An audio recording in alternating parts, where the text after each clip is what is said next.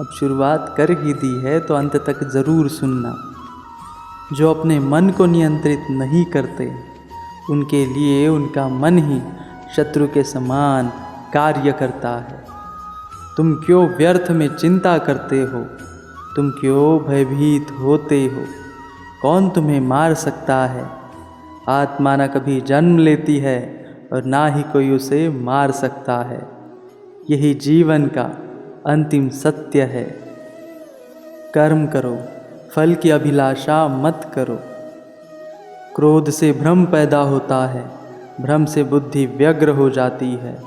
जब बुद्धि व्यग्र होती है तब तर्क नष्ट हो जाता है। जब तर्क नष्ट होता है तभी व्यक्ति का पतन हो जाता है। जो कोई भी किसी भी देवता की पूजा विश्वास के साथ करने की इच्छा रखता है, मैं उसका विश्वास उसी देवता में दृढ़ कर देता हूँ। जो हुआ वह अच्छा हुआ, जो हो रहा है वह अच्छा ही हो रहा है, और जो होगा वह भी अच्छा ही होगा। नरक के 3 द्वार होते हैं, वासना, क्रोध और लालच। कर्म मुझे बांधता नहीं, क्योंकि मुझे कर्म के प्रतिफल की कोई इच्छा नहीं। समय से पहले और भाग्य से अधिक कभी किसी को कुछ नहीं मिलता है। प्रबुद्ध व्यक्ति सिवाय ईश्वर के किसी और पर निर्भर नहीं रहता। हम दोनों ने कई जन्म लिए हैं, मुझे याद है, लेकिन तुम्हें नहीं। मैं सभी प्राणियों को एक समान रूप से देखता हूँ। मेरे लिए ना कोई कम प्रिय है और ना ही ज़्यादा, लेकिन जो मनुष्य मेरी प्रेम पूर्वक आराधना करते हैं वो मेरे भीतर रहते हैं और मैं उनके जीवन में आता हूँ। सदैव संदेह करने वाले व्यक्ति के लिए प्रसन्नता ना इस लोक में है और ना ही कहीं और। अपकीर्ति मृत्यु से भी बुरी है। अपने परम भक्तों जो हमेशा मेरा स्मरण या एक चित्त मन से मेरा पूजन करते हैं, मैं व्यक्तिगत रूप से उनके कल्याण का उत्तरदायित्व लेता हूँ। हे अर्जुन, तुम्हारा क्या गया जो तुम रोते हो? तुम क्या लाए थे जो तुमने खो दिया? तुमने क्या पैदा किया था जो नष्ट हो गया? तुमने जो लिया यही से लिया, जो दिया यही पर दिया। जो आज तुम्हारा है कल किसी और का होगा, क्योंकि परिवर्तन ही संसार का नियम है।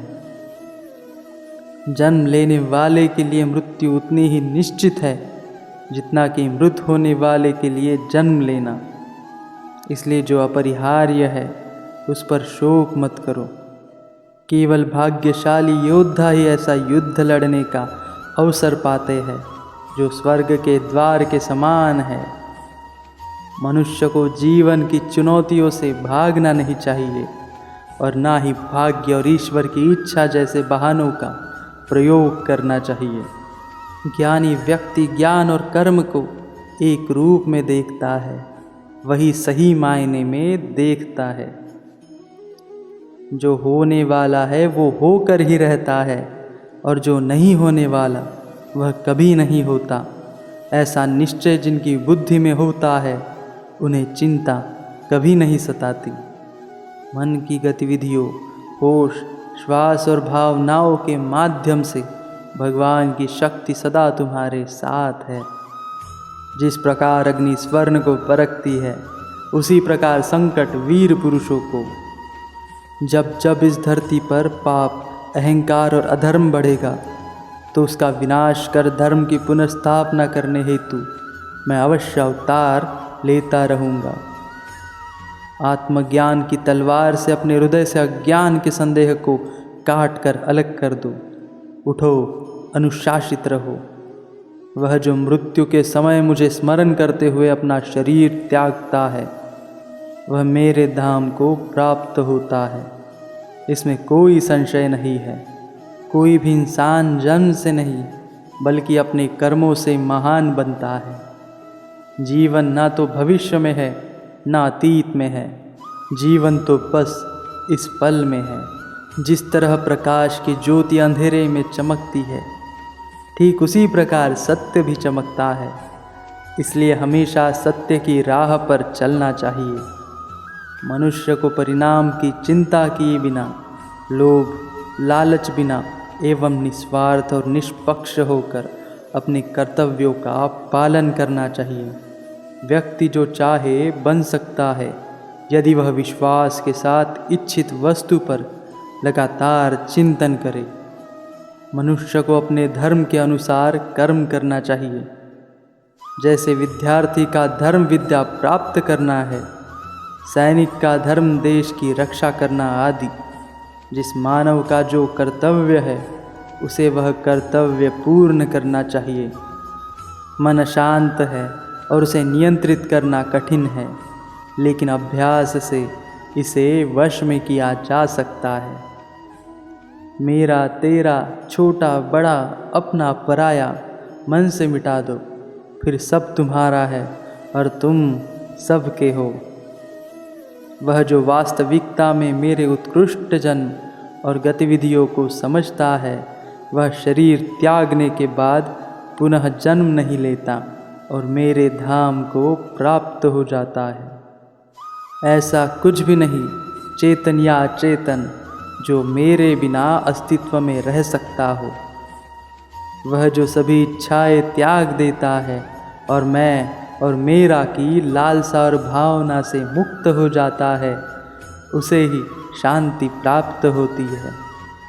मैं भूतकाल, वर्तमान और भविष्य काल के सभी जीवों को जानता हूँ, लेकिन वास्तविकता में मुझे कोई नहीं जानता। न तो यह शरीर तुम्हारा है और ना ही तुम इस शरीर के मालिक हो। यह शरीर 5 तत्वों से बना है, आग, जल, वायु, पृथ्वी और आकाश।